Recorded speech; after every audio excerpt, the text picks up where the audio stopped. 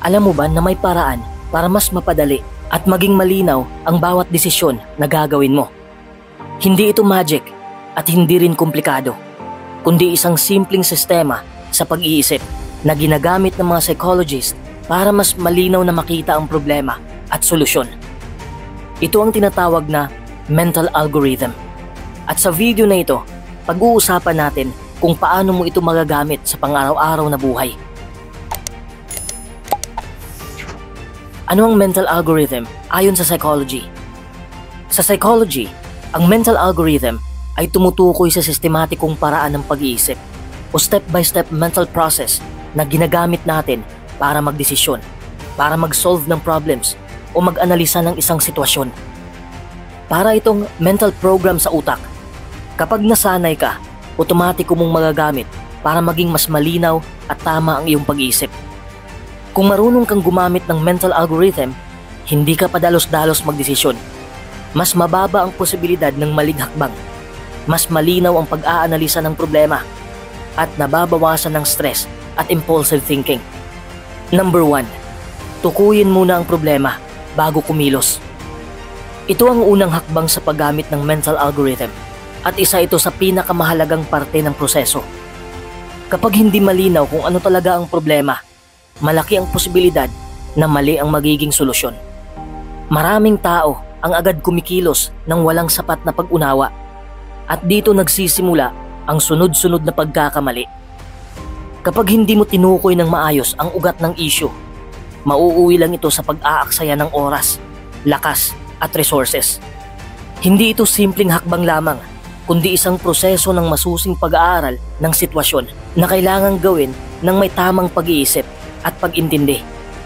Sa bawat pagkakataon na gagalawin mo ito ng tama, pinapalakas mo ang pundasyon ng iyong kakayahan sa pagdidesisyon. Sa psychology, malinaw na ipinapakita na ang utak natin ay natural na naghahanap agad ng mabilis na aksyon kapag may tensyon o pressure. Ngunit kung hindi mo babagalan ng konti para siyasatin muna ang sitwasyon, malilimitahan ang kakayahan mong mag-isip ng malalim. Ang pagtukoy ng problema ay hindi lang basta pagbibigay ng pangalan dito. Ito ay pag-unawa sa lawak, lalim at direksyon ng sitwasyon na kinakaharap mo. Dito nagkakaroon ng malaking pagkakaiba ang mga taong nagtatagumpay sa kanilang mga desisyon at ang mga natatagusan ng mga paulit-ulit na problema.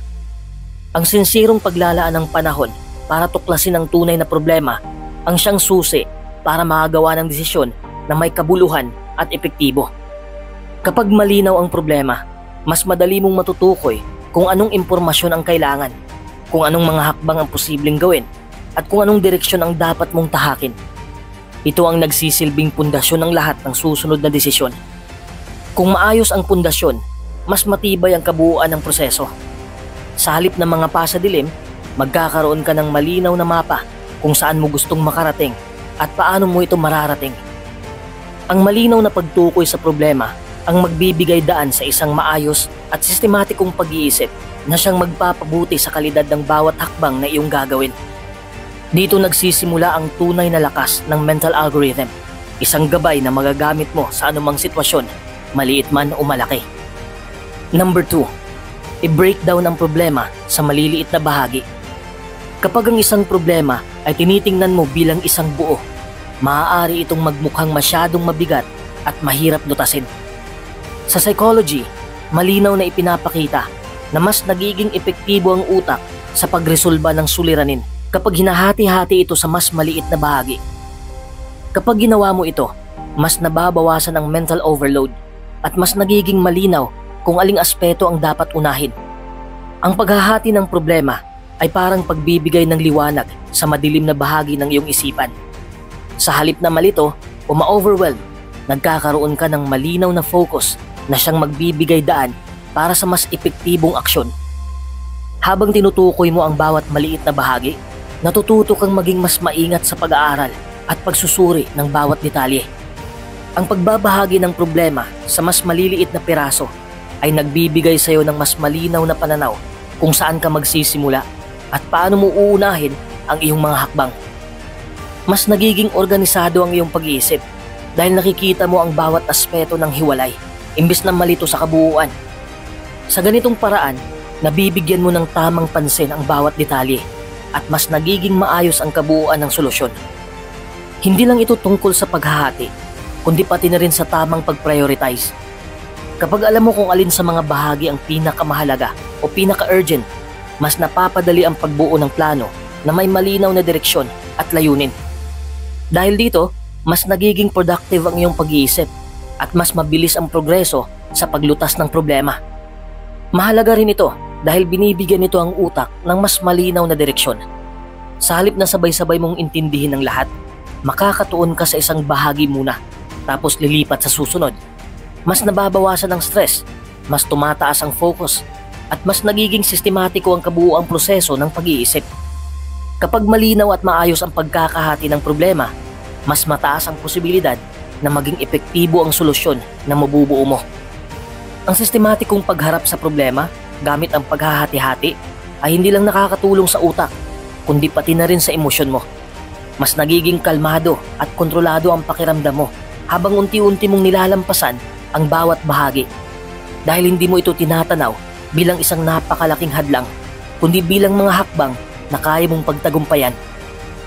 Number 3. Gumamit ng if-then thinking. Ang if-then thinking ay isang malinaw at lohikal na paraan ng pag-iisip kung saan inilalatag mo ang posibleng sitwasyon at ang magiging tugon mo dito. Sa psychology, ito ay kilala bilang conditional reasoning, isang paraan para maghanda ang isip sa iba't ibang posibleng senaryo bago pa man ito mangyari. Ang ganitong uri ng pag-iisip ay nagbibigay ng struktura sa desisyon dahil hindi ka umaasa sa biglaang pagdidesisyon, kundi nakabase sa isang malinaw na plano na nakahanda na sa isip mo. Ang paggamit ng if-then thinking ay nagtuturo sa atin na maging proactive imbis na reactive.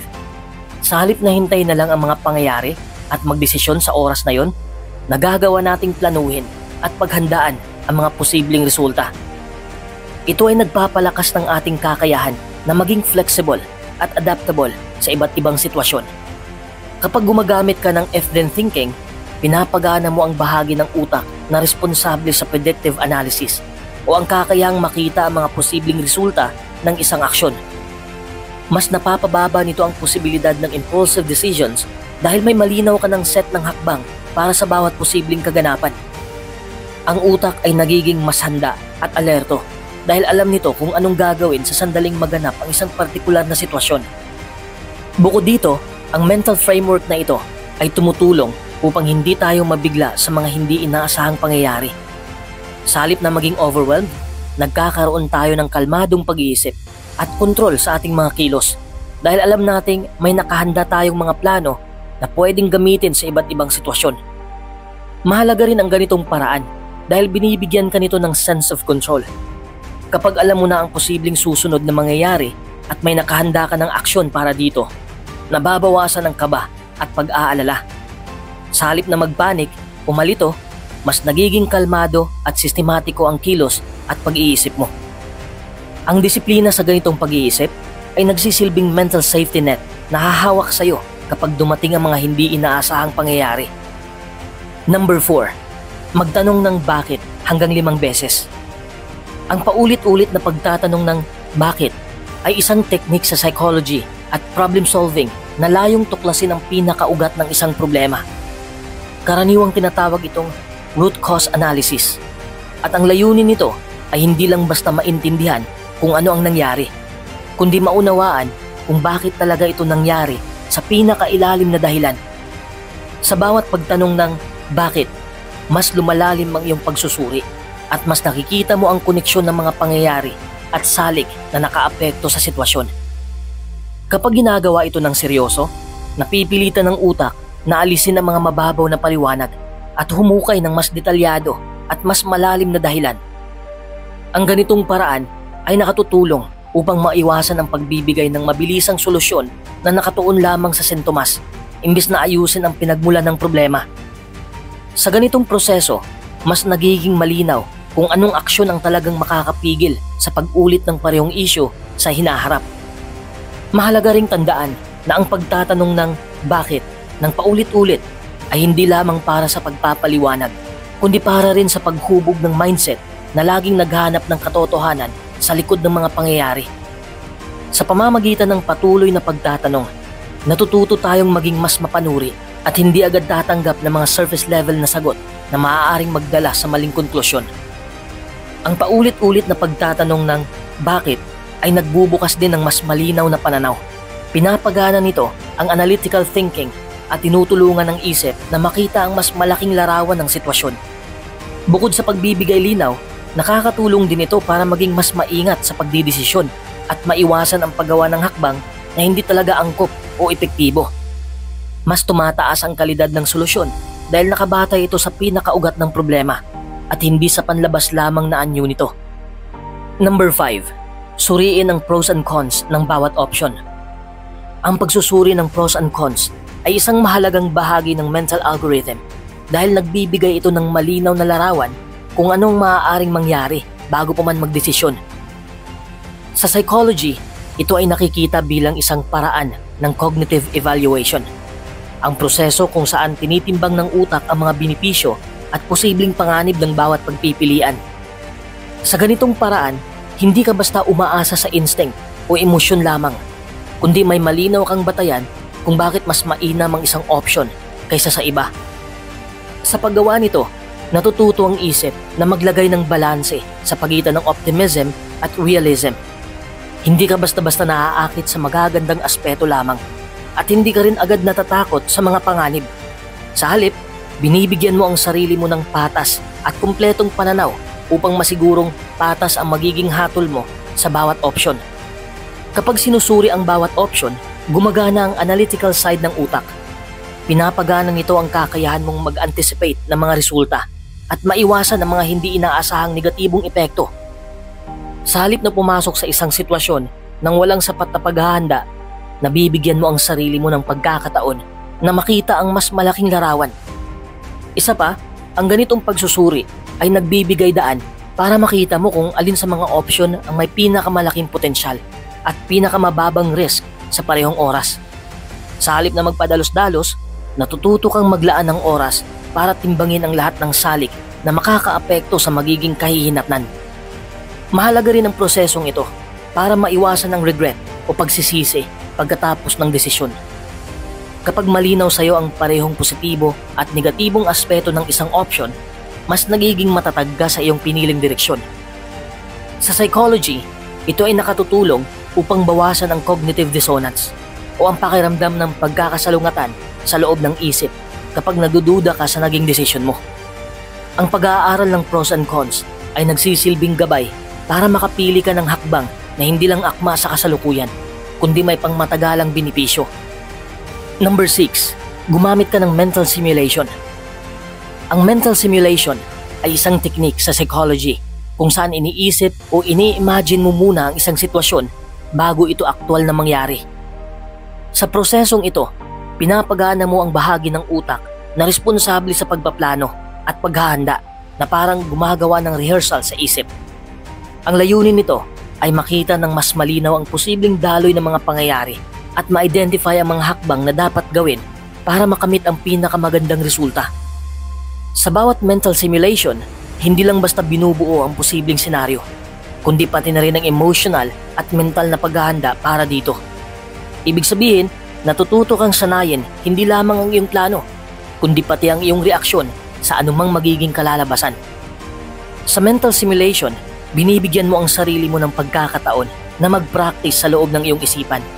Nakakatulong ito upang matukoy ang mga posibleng balakid at mas handa kang mag-adjust kapag dumating ang aktwal na sitwasyon.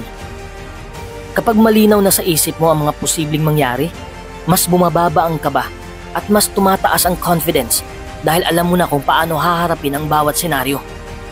Isa rin sa mga benepisyo nito ay ang kakayahang maghanda ng multiple contingency plans. Kapag na-simulate ka ng iba't ibang senaryo sa isip mo, mas nagiging flexible ka at handa ka sa anumang biglaang pagbabago. Sa ganitong paraan, hindi ka basta-basta nagugulat o nawawala sa focus kahit mag-iba ang takbo ng sitwasyon.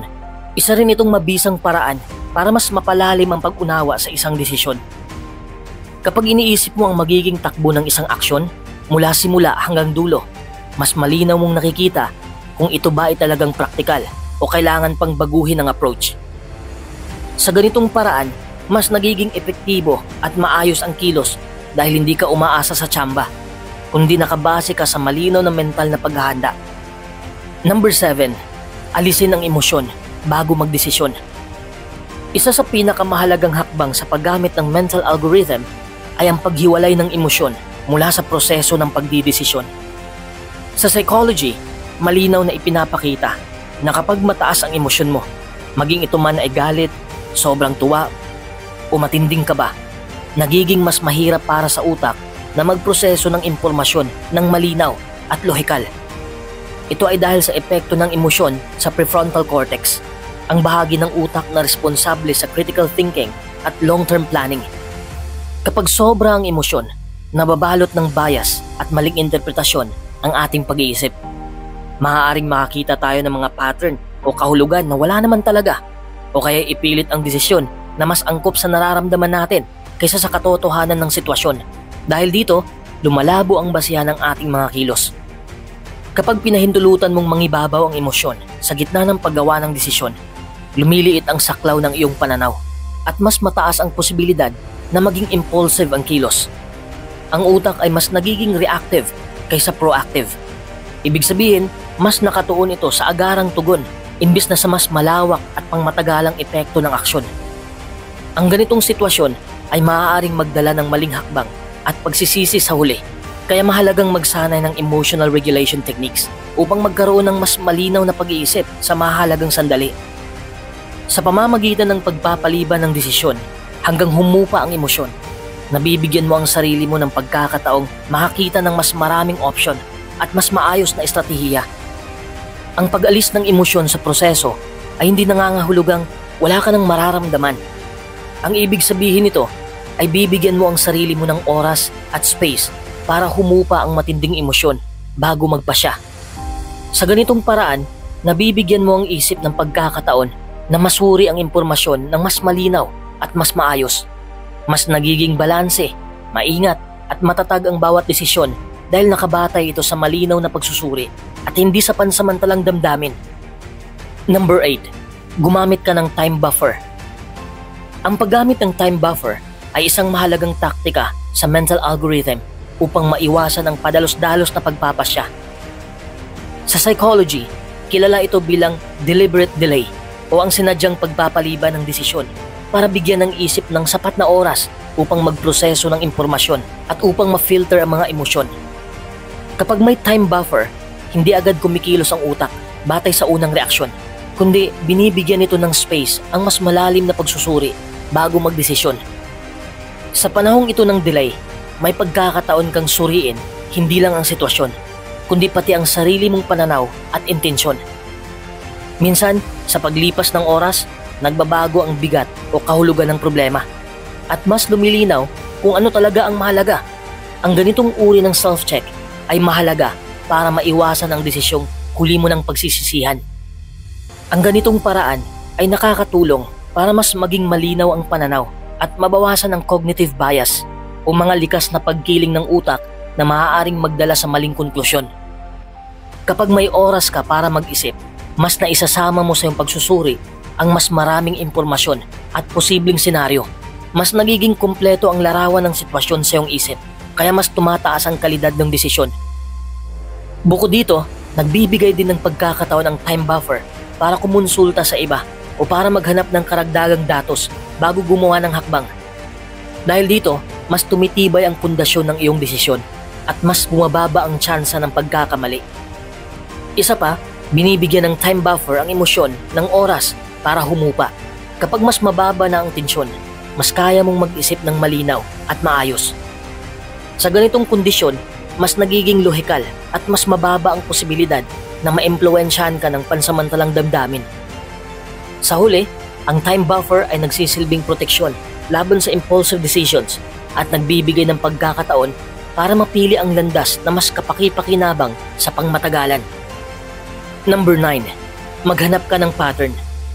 Sa proseso ng mental algorithm, ang paghahanap ng pattern ay isang makapangyarihang hakbang para mas maintindihan ang kabuuan ng sitwasyon.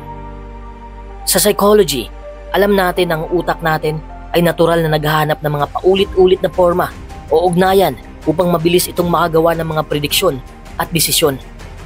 Ang pag-alam sa pattern ay nagbibigay daan para mas madaling makita ang ugat ng problema at para maiwasan ang paulit-ulit na pagkakamali. Kapag malinaw na sa iyo ang mga pattern, mas nagiging matatag ang pundasyon ng iyong pagdidesisyon dahil nakikita mo na ang mas malalim na mekanismo sa likod ng mga pangyayari. Hindi ka na umaasa sa tsamba o hula, kundi sa aktwal na lohika na hinubog ng obserbasyon at pagsusuri. Kapag nasanay kang maghanap ng pattern, nagkakaroon ka ng mas malawak at malalim na perspektibo. Nakikita mo ang koneksyon ng mga pangyayari at nakikita mo kung paano ito nagtutulungan para magkaroon ng isang mas malaking epekto. Sa halip na tingnan ang bawat problema bilang hiwalay na insidente, nauunawaan mo na bahagi ito ng isang sistema o siklo na maaaring baguhin o kontrolin. Ang ganitong kasanayan ay nagbibigay rin ng mas malinaw na foresight o kakayahang makita ang mga posibilidad sa hinaharap dahil alam mo kung ano ang karaniwang nangyayari pagkatapos ng isang partikular na pangyayari. Mas kaya mong magplano ng mga hakbang na magbibigay sa iyo ng advantage at proteksyon laban sa mga posibleng panganib.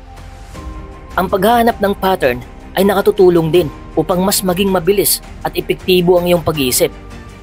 Sa pamamagitan ng pagkilala sa mga paulit-ulit na pahiwatig, nakakapaghanda ka ng mas maaga sa mga posibleng resulta at nakakaiwas sa mga hindi ka nais-nais na sitwasyon. Ito ay nagbibigay din ng kumpiyansa dahil alam mong hindi ka basta-basta tatamaan ng mga problema nang walang handang solusyon. Number 10. Magbase sa ebidensya, hindi haka-haka. Isa sa mga pinakamahalagang prinsipyo sa paggamit ng mental algorithm ay ang pagbibigay pansin sa ebidensya kaysa sa haka-haka o palagay lamang.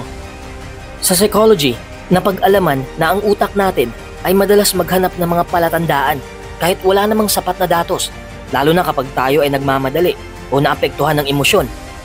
Ngunit ang pagdidesisyon base sa walang sapat na ebidensya ay nagdudulot ng maling konklusyon at hindi epektibong resulta. Sa halip na magpadalos-dalos, mahalagang magsanay ng disiplina sa pangangalap ng tama at kumpletong impormasyon bago gumawa ng desisyon. Ang ganitong paraan ay hindi lamang nagpapalawak ng iyong kaalaman, kundi nagbibigay din ng mas malinaw na perspektibo kung ano ang tunay na nangyayari sa halip na kung ano lang ang iniisip mong nangyayari.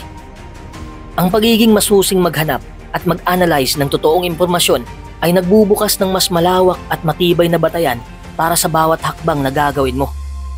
Kapag nakatuon ka sa ebidensya, hindi ka basta-basta magpapadala sa mga bias o maling interpretasyon na madalas lumilitaw kapag nagdidesisyon ng padalos-dalos. Ito rin ay nagbibigay sa iyo ng kumpiyansa dahil alam mong ang iyong mga desisyon ay nakabatay sa katotohanan at hindi sa mga haka-haka lang. Bukod dito, ang pagdidesisyon batay sa ebidensya ay nagiging proteksyon laban sa maling impormasyon at manipulasyon. Dahil marunong kang magsala ng datos at suriin kung ito ay totoo o hindi, mas nagiging matatag ka laban sa mga impluwensyang maaaring maglayo sa iyo sa tama at epektibong desisyon. Mahalaga rin ito dahil nakakatulong ito para maiwasan ang pag-ulit ng mga pagkakamali. Sa halip na umasa sa mga opinyon o sabi-sabi, ang pagkuha ng mga konkretong datos ay nagbibigay daan sa mas maayos na pag-aaral ng sitwasyon. Sa huli, ang desisyon na nakabatay sa ebidensya ay mas malaki ang tsansang magdulot ng positibong resulta at pangmatagalang tagumpay. Paano ito gamitin araw-araw? Una, kapag may problema ka, sundin ang step-by-step tips na ito bilang parang checklist. Sa pagharap sa anumang problema, ang pagkakaroon ng malinaw na sistema o proseso ay malaking tulong upang hindi maligaw sa dami ng mga posibleng gawin. Ang mental algorithm ay tulad ng checklist na maaari mong sundan ng sunod-sunod upang hindi makalimutan ang mahalagang hakbang at masiguro ang mas maayos na pagresolba. Kapag sinusunod mo ito ng sistematiko, nababawasan ang kalituhan at pagkalito na kadalasang nangyayari kapag nagmamadali o nadadala ng emosyon. Ang pagsunod sa step-by-step tips ay nagtuturo rin sa iyo na unahin ang bawat mahalagang bahagi ng problema nang hindi nagmamadali sa paggawa ng desisyon. Sa ganitong paraan, hindi ka basta-basta umaasa sa intuition lang o sa unang ideya na pumasok sa isip mo. Sa halip, mas nagiging organisado at disiplinado ang proseso ng pag-iisip na siyang susi para sa mas epektibong resulta. Bukod pa rito, ang paggamit ng checklist ay nagbibigay ng malinaw na gabay upang makita mo kung saan ka na sa proseso at kung anong mga hakbang pa ang kailangan mong gawin. Nakakatulong ito upang mapanatili ang focus at maiwasan ang pagkaligaw o pag-ulit ng parehong pagkakamali. Sa kabuuan, ang sistematikong pagsunod sa mga hakbang ay nagpapalakas ng iyong kumpiyansa dahil alam mong sinusunod mo ang tamang landas patungo sa solusyon. Ikalawa, gawin mo itong habit. Sa umpisa, manual, pero kalaunan automatic na. Isa sa pinakamahalagang susi upang maging epektibo ang paggamit ng mental algorithm ay ang paggawa nito bilang isang habit o nakagawian. Sa umpisa, kailangan mo itong gawin ng may malay at disiplina. Bawat hakbang ay kailangan mong planuhin at pag-isipan ng mabuti. Sa ganitong paraan, natuturuan mo ang iyong isip kung paano i-process ng sistematiko ang mga problema at desisyon. Sa paglipas ng panahon, kapag paulit-ulit mo nang ginawa ang prosesong ito, unti-unting nagiging automatic ang iyong pag-iisip. Parang nagkakaroon ng utak mo ng sariling shortcut o internal na algorithm na kusa ng sumusunod sa mga tamang hakbang nang hindi mo kailangang pag-isipan ng husto sa bawat pagkakataon. Ito ang punto kung saan nagiging natural na ang mas maayos at mas malinaw na pagdidesisyon kahit sa mga sitwasyong dati ay nakaka-stress o mahirap intindihin. Ang paggawa ng habit mula sa mental algorithm ay hindi lang nagpapabilis ng proseso, kundi nagpapabawas din ng posibilidad ng pagkakamali. Kapag automatic na, hindi na kailangang magduda o mag-alinlangan pa dahil ang isip mo ay sanay ng tumugon ng maayos at maingat. Sa ganitong estado, mas nagiging confident ka sa bawat hakbang na ginagawa mo dahil alam mong ito ay bunga ng sistematikong pag-iisip at karanasan. Ikatlo, i-review ang resulta ng mga naging desisyon mo para mapahusay ang algorithm sa utak mo. Ang pagre-review sa mga naging desisyon ay isang napakahalagang bahagi ng mental algorithm dahil dito mo malalaman kung gaano ka-epektibo ang mga hakbang na ginawa mo at kung saan ka pa pwedeng mag-improve. Sa psychology, ang prosesong ito ay kilala bilang feedback loop, ang paulit-ulit na pagkuha ng impormasyon mula sa resulta ng mga aksyon upang mapabuti ang susunod na desisyon. Kapag tiningnan mo ng mabuti ang mga naging epekto ng iyong mga piniling solusyon, nagkakaroon ka ng mas malalim na pag-unawa sa mga pattern ng tagumpay at pagkabigo. Sa ganitong paraan, natututo ang utak mo mula sa karanasan at nagkakaroon ng mas matibay na basihan para sa mga susunod na desisyon. Hindi ito tungkol sa pag-aalala sa pagkakamali, kundi sa pagtanggap at paggamit ng mga ito bilang oportunidad para sa pag-unlad. Bukod dito, ang regular na pagre-review ay nagpapalakas ng iyong kakayahang maging self-aware o magkaroon ng malinaw na pagtingin sa sarili. Mas nagiging alerto ka sa mga bagay na kailangan baguhin o patibayin sa paraan ng iyong pag-iisip at pagkilos. Sa huli, ang prosesong ito ay nagtutulak sa iyo na maging mas maingat, mas maalam at mas mapanuri sa bawat hakbang na tatahakin mo. Sa kabuuan, ang paggamit ng mental algorithm ay isang makapangyarihang paraan upang mapabuti ang kalidad ng ating mga desisyon at aksyon sa buhay. Ito ay hindi lamang basta listahan ng mga hakbang na susundin, kundi isang disiplina sa pag-iisip na unti-unting hinuhubog sa bawat pagkakataong tayo ay humaharap sa problema o mahalagang pagpili. Kapag nasanay tayo sa ganitong proseso, mas nagiging malinaw ang ating direksyon, mas nagiging matatag ang ating lohikal na pag-iisip, at mas nababawasan ang impluwensya ng mga emosyon o bias na maaaring magdala sa maling landas. Ang mental algorithm ay nagtuturo sa atin na maging sistematiko at mahinahon sa halip na maging padalos-dalos at pabigla-bigla. Binibigyan tayo nito ng kapasidad na tingnan ang mas malaking larawan at hindi lamang ang kasalukuyang sitwasyon. Sa tuwing inuulit natin ang prosesong ito, mas tumitibay ang ating kakayahan na kilalanin ang ugat ng mga isyu, timbangin ang mga posibleng solusyon at pumili ng hakbang na may malinaw na basihan. Sa paglipas ng panahon, ang mental algorithm ay hindi na lamang magiging isang set ng hakbang na kailangang isipin sa bawat sitwasyon, kundi magiging natural na paraan ng ating pag-iisip. Magiging bahagi na ito ng ating instinct na kahit sa harap ng pressure o biglaang pagbabago, ang ating utak ay otomatikong maghanap ng lohikal at maayos na proseso bago kumilos. Sa huli, ang ganitong disiplina sa pag-iisip ay nagbibigay sa atin ng higit na kontrol sa ating kapalaran. Hindi nito inaalis ang posibilidad ng pagkakamali, ngunit pinapaliit nito ang tsansa na mangyari yon. Higit sa lahat, tinutulungan tayo nitong maging mas handa, mas maalam at mas matatag sa bawat hamon na haharapin natin sa buhay.